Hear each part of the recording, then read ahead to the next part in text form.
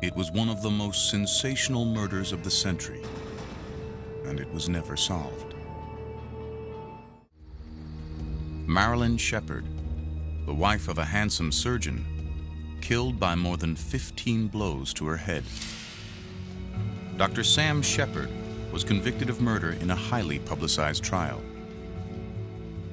Sentenced to life in prison, he served 10 years until the U.S. Supreme Court overturned his conviction.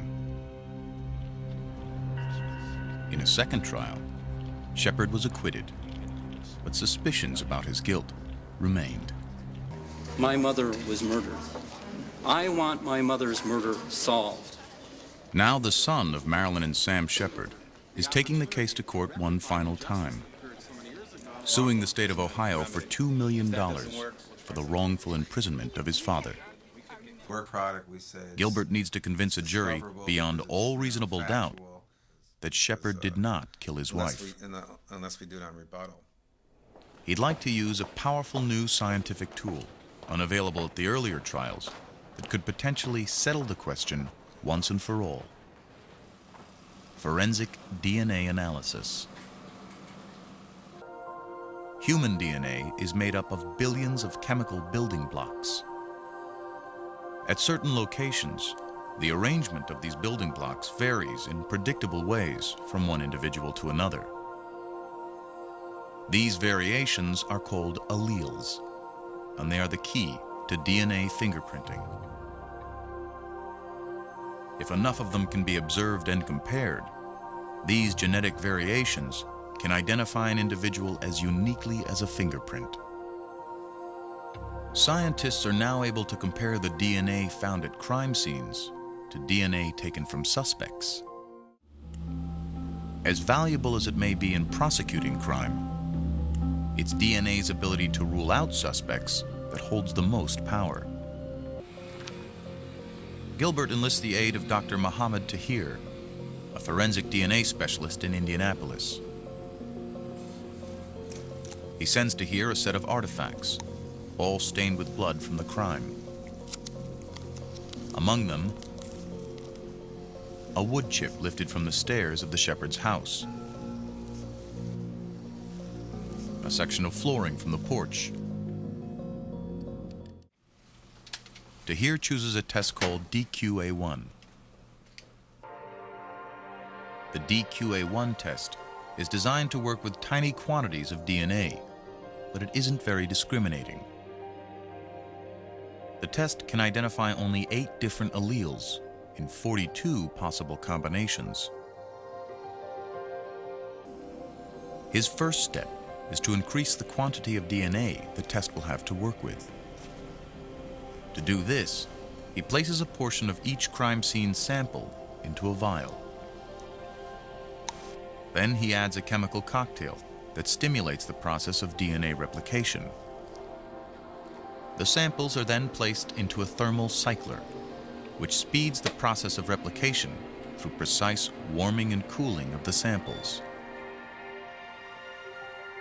Within hours, any DNA present in the original samples has replicated into millions of copies. He obtains Marilyn's DNA from a few strands of her hair collected after the murder. Finding Dr. Sheppard's DNA proves more difficult. So Sam Reese Sheppard grants permission to have his father's body exhumed for tissue sampling.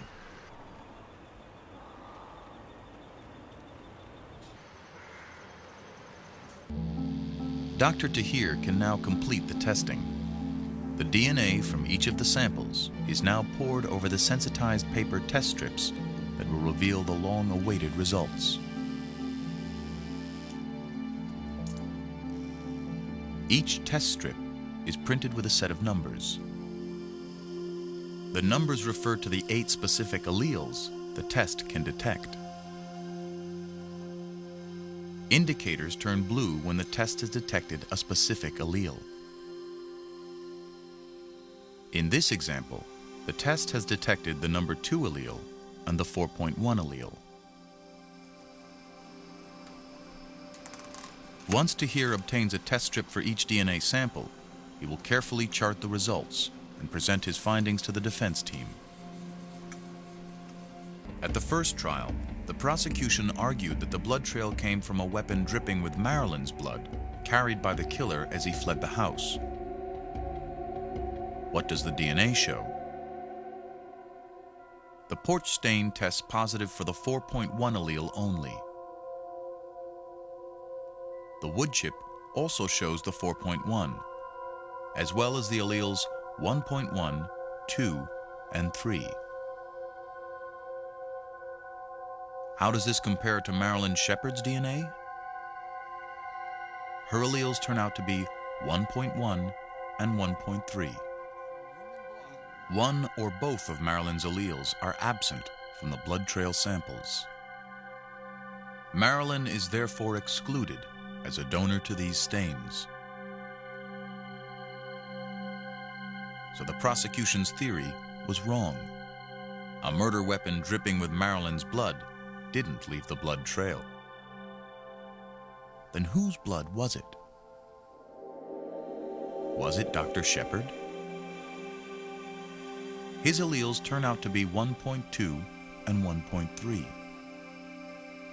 So Dr. Sheppard is also excluded from the blood trail.